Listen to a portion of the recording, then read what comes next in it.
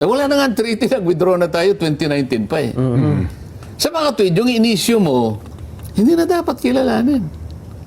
Yung ICC, ay hindi na natin kinikilala dahil hindi na tayo miyembro. Opo. Okay?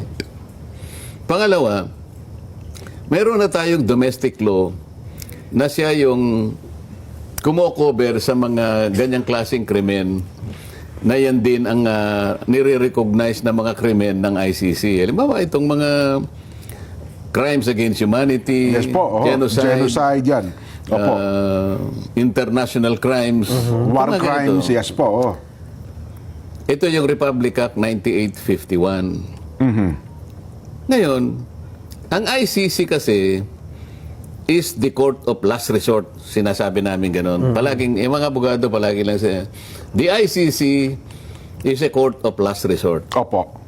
Kasi ang principle niya, yung hindi sila pwedeng pumasok kapag ka ang isang domestic judicial system ay functioning. Ibig sabihin, nakahanda sila, gumaganap ng tungkulin, able and willing to do their job. Yun naman ang kondisyon ng ating mga korte at ng ating mga piskalya. Hindi naman nakasara ang ating mga korte. Ang totoo niyan, sinabpi na nga si Senator Bato ng CIDG. Yes po. Ibig lamang sabihin, meron ng active case against him. Kasi sinabpina na eh. Siguro nahalata nila, i-withdraw natin ang sabpina para maipakita natin na wala pang... sabi ko nga, huli na lahat. Na-serve na. Yung pag-withdraw ninyo ng sabpina is not tantamount to terminating the case. Wala na, doon pa rin ang kaso eh.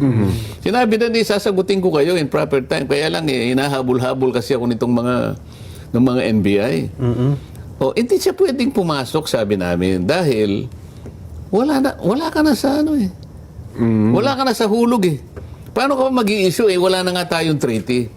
Maski nga doon sa batas na yun, sinasabi nga roon, kailangan dumaan ka sa siyang domestic court.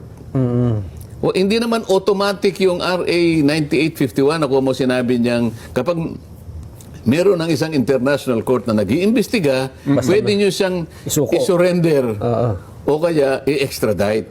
Opo. Pero hindi automatic yun eh. Sabi niya, in accordance with the extradition laws and treaties. Tinatanong ko nga meron ba tayong extradition treaty sa ICC? Hindi naman bansa yun eh. Wala po, wala.